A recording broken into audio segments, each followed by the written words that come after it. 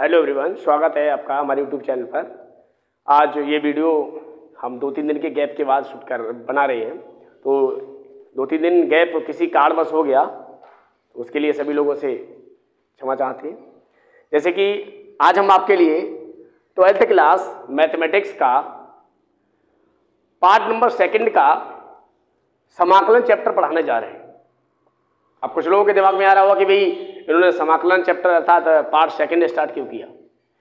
तो part 2 start करने के लिए मेरे पास कई मेरे जो बच्चे मुझे व्यक्तिगत रूप से जानते हैं और वैसे भी जो मेरे सब्सक्राइबर हैं जो मेरा वीडियो देखते हैं, उन कमेंट सेक्शन में भी उनकी मतलब जो इस तरह से उनका कहना था कि भाई सर पार्ट 2 स्टार्ट करिए, पार्ट 2 में हमें ज़्यादा दिक्कत होती है और पार्ट 2 में हमें ज़्यादा दिक्कत, तो पार्ट 2 स्टार्ट करिए। तो इसीलिए मैं पार्ट 2 स्टार्ट कर रहा हूँ। तो 12th क्लास मैथमेटिक्स का पार्ट 2 में सबसे पहला चैप्टर है वो है समाकलन।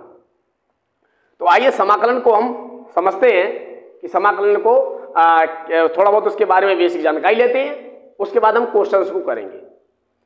तो बेसिक जानकारी लेने के अंतर्गत देखते हैं हम सबसे पहले कि भाई समाकलन जो है ये कैलकुलस, आपने एक नाम सुना होगा कैलकुलस। कैलकुलस इंग्लिश में कहते हैं, हिंदी में कहते हैं कलन। तो हम देखें कलन का विकास अर्थात कैलकुलस का विकास, वैसे तो किसी भी चीज का विकास एकदम से नहीं हो जाता है और ये कई सालों की मेहनत होती है। लेकिन ये कैलकुलस का विकास वैसे तो कुछ मूल विचारधारा इसके बारे में पहले भी बनती रही, लेकिन वास्तव में कैलकुलस का जो विकास हुआ वो 17वीं शताब्दी में दो लोगों को जाता है इसका श्रेय, एक तो न्यूटन और एक लेबनिज। इन दो लोगों ने कैलकुलस के विकास में अपना अहम योगदान दिया। तो कैलकुलस को हिंदी में हम कहते हैं कलन। तो कलन को हम दो भागों में अध्ययन करते हैं, एक भाग में अवकलन और एक भाग में समाकलन। आज हम समाकलन को समझते हैं। तो समाकलन को समझते हैं कि समाकलन क्या है। आपने साइंस में भी देखा होगा, भौतिक विज्ञान में या रसायन विज्ञान में, कि कई जगह देखा होगा आपने कि भाई जो हम जो सूत्र होते हैं अर्थात जो फार्मूले होते हैं जो उनका निगमन करते हैं, तो उसमें वहां पर करते हैं कि इसका समाकलन करने पर, इसका इंटीग्रेशन करने पर। तो ये आपने सुना होगा। वास्तव में अगर देखा जाए कि समाकलन जो है प्रमुख रूप से कि कोई वक्रों द्वारा घिरे हुए क्षेत्रफलों अथवा आयतनों को ज्ञात करने के लिए समाकलन का इस्तेमाल किया जाता है। अब कुछ लोगों को मैंने ये कहते सुना है कि भाई अरे इसमें क्या है, हम तो ऐसे ही मतलब जो पढ़ाया जा रहा है गणित में कुछ नहीं है, मतलब जो है इतना सारा भार ला दिया है, ये गणित हमारे क्या काम का है। देखिए कोई भी चीज ऐसी नहीं है, हम गणित में कोई भी चैप्टर पढ़ रहे हैं जो हमारे काम का नहीं है, उसका कहीं ना कहीं विज्ञान और तकनीकी के क्षेत्र में उसका अहम योगदान होता है। विज्ञान और तकनीकी के क्षेत्र में इसका भी अहम योगदान है। हर चैप्टर का अपना एक अलग मतलब जो अलग महत्व है। ऐसे ही मतलब खाली नहीं, ऐसी नहीं बना रखी है, लोगों को परेशान करने के लिए नहीं बना रखी है। इसका विज्ञान और तकनीकी के क्षेत्र में अहम योगदान है। जैसे आपने देखा भी होगा कि विज्ञान में विभिन्न प्रकार के जो फार्मूलों का निगमन करते हैं, तो उसमें कई जगह आपने देखा होगा कि समाकलन करने पर, अवकलन करने पर, तो इन सबका इस्तेमाल कैलकुलस के जो कैलकुलस का इस्तेमाल हम विज्ञान और तकनीकी के क्षेत्र में भी अहम योगदान है। तो आइए समाकलन को समझते हैं। तो हमने बताया कि समाकलन का इस्तेमाल प्रमुख रूप से वक्रों द्वारा घिरे हुए क्षेत्रफलों और आयतनों को ज्ञात करने के लिए किया जाता है। आप ये से पढ़ते हुए आपको बहुत दिन हो गए होंगे, आज से पहले आपने हो सकता है ऐसा पढ़ा भी हो, और बहुत सारे वीडियो आपको यूट्यूब पे इस तरह के मिल जाएंगे कि करो सवाल करो सवाल करो सवाल, ये सवाल आपको यूट्यूब पे भी मिल जाएंगे। और आपको प्रत्यक्ष रूप से जो आपके क्लास में, आपके कोचिंग्स में जो अध्यापक पढ़ाते हैं वो भी इस तरह के मिल जाएंगे, ये उतारो करो सवाल। अब तक मैंने जो चैप्टर स्टार्ट किया तो मैंने आपको ये जानकारी इसके बाद चैप्टर के बारे में बताई। अब तक पता नहीं जिन्हें लोगों ने जो डायरेक्ट सवाल कराते हैं उन्होंने 1-2 सवाल अब तक करा दिया होता, लेकिन वो सवाल सिर्फ आपको रटना, वो सिर्फ सवाल आप रट लोगे और आपको समझ में नहीं आएगा। चलिए तो देखते हैं समाकलन का इस्तेमाल क्यों कर, समाकलन का क्या मतलब इस्तेमाल हुआ है। तो समाकलन की सहायता से हम वक्रों द्वारा घिरे हुए क्षेत्रफल और आयतन को ज्ञात करने के लिए समाकलन का इस्तेमाल करते हैं। तो आइए देखते हैं समाकलन को करने से पहले इसमें एक चीज आपने खूब सुनी होगी कि फंक्शन या फलन। तो आइए पहले हम फलन को समझते हैं कि फलन क्या होता है और थोड़ा समझेंगे। जो भी आपको मैं पूरा समझाने का प्रयास करूंगा और आपके समझ में आया या नहीं आया ये आप जानेंगे, लेकिन मैं पूरा प्रयास करूंगा आपको समझाने का। तो सबसे पहले समाकलन को करने से पहले आइए हम समझते हैं फलन को, क्योंकि जो भी चीज हम पढ़ते हैं कहीं किसी भी विषय में सही, जो भी चीज हम पढ़ते हैं उसमें जो जो शब्द आए एक एक शब्द का आपको मतलब मालूम होना चाहिए, तभी आपको पढ़ने का असली मजा आता है। असली देखिए, आइए सब्जेक्ट को इंटरेस्टिंग बनाने के लिए हम पहले फलन का मतलब समझेंगे। फलन क्या होता है? आपने शब्द खूब सुना होगा फलन, कि भाई बाई एक्स का फलन है। आपने सुना होगा बाई एक्स का फलन है, एफ एक्स जी एक्स, इस तरह से आपने सुने होंगे। ये फलन होता क्या है? तो आइए फलन को समझते हैं। आपने अपने दैनिक जीवन में भी कई सारी बातों को सुना होगा और सुनते होंगे। जैसे सबसे बढ़िया मैं अब एक मतलब आपको उदाहरण ले रहा हूं। जैसे आपको अगर मान लो एक स्टूडेंट है और आपसे कहा जा रहा है कि देखो बेटा, मान लो आप 12th के स्टूडेंट हैं, कि देखो बेटा अगर आप मेहनत करोगे तभी आप 12th में अच्छे नंबर ला पाओगे। अब आपके अच्छे नंबर आ गए। अब किसी से कोई पूछे कि तुम्हारे अच्छे नंबर कैसे आए, तो तुम कहोगे मेरी मेहनत का फल है। तुम ये तो कहोगे कि ये मेरी मेहनत का फल है। तो वास्तव में मतलब जिसका तुम्हें जो अच्छे मार्क्स प्राप्त हुए वो किसके कारण प्राप्त हुए? तुम्हारी मेहनत के कारण। तो ये तुम्हारी मेहनत का फल है। तो इसी प्रकार से देखो पहले, अर्थात तुम्हारी सफलता या असफलता किस पर निर्भर करती है? तुम्हारी मेहनत पर निर्भर करती है। तुम्हारी मेहनत का फल है सफलता या असफलता। तो आप उसी प्रकार से समझिए कि भाई देखिए, जिस प्रकार तुम्हारा पास होना या फेल होना या अच्छे नंबर लाना आपकी मेहनत पे निर्भर करता है, अर्थात आपकी मेहनत का फल है। तो फलन को उसी प्रकार से आप समझें कि भाई हमने कहीं लिख दिया कि बाई लिख दिया, बाई बराबर x प्लस 5, इस तरह से लिख दिया हमने। अब देख लीजिए, पहले हमने लिख दिया भैया कि अब देखो पहले अगर हम x को यहां पे माने कि भाई बाई का मान किस पे डिपेंड करेगा, बाई का मान किसका फल होगा, तो किसका फलन? देखो इस तरह से अगर हम x के मान को यहां पे 2 ले लें तो बाई का मान कितना मिलेगा? हमें 7 मिल जाएगा। अगर x का मान हम 3 ले लें तो बाई का मान हमें 8 मिल जाएगा। अगर x का मान जैसे जैसे हम बढ़ाते जाएंगे, जैसे जैसे हम बढ़ाते जाएंगे x का मान, वैसे वैसे बाई का मान बढ़ता जाएगा। तो एक प्रकार से बाई का मान जो है किस पे डिपेंड कर रहा है?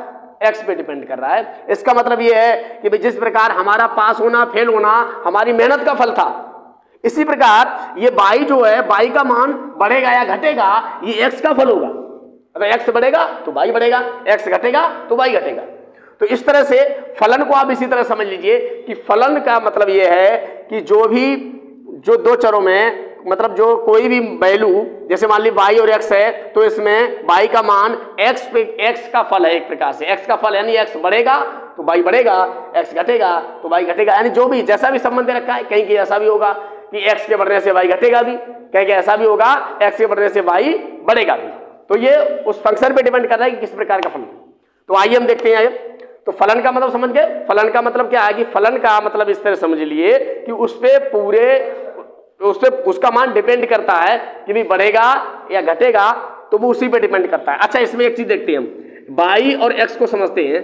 देखो बाई को हम बोलेंगे डिपेंडेंट चर, बाई को क्या बोलेंगे? डिपेंडेंट चर अर्थात आश्रित चर हिंदी में समझ लीजिए। एक्स को बोलेंगे हम इंडिपेंडेंट चर। ठीक है, ठीक है।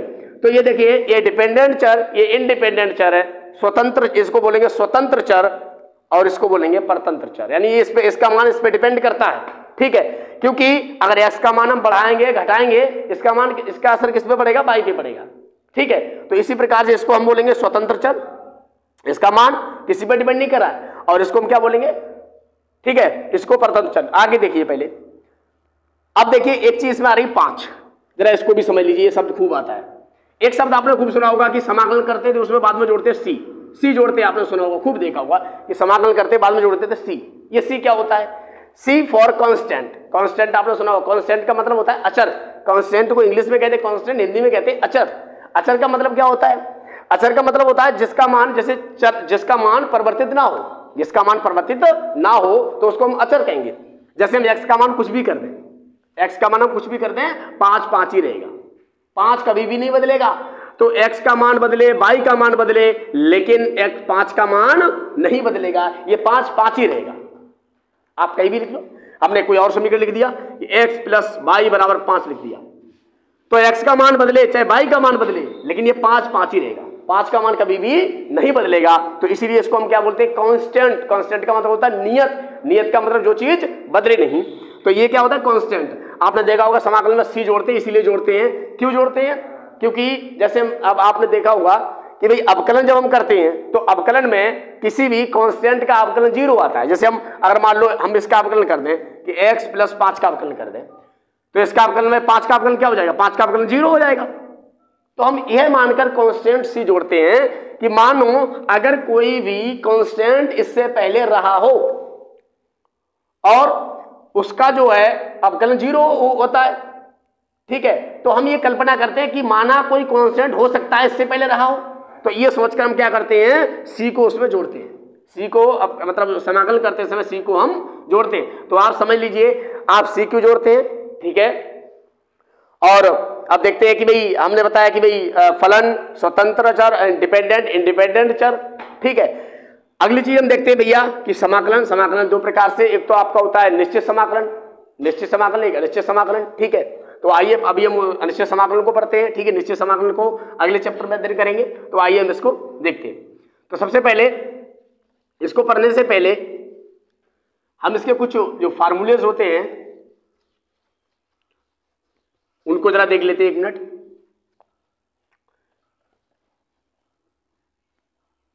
जैसे हमने कहा भाई अगर हम कहीं x लिख रहे हैं, x की पावर n का समाकलन क्या होगा, x ये इंटीग्रल का समाकलन का चिन्ह होता है, तो x की पावर n का समाकलन क्या होगा, तो ये हो जाएगा x की पावर n प्लस 1 अपॉन में n प्लस 1।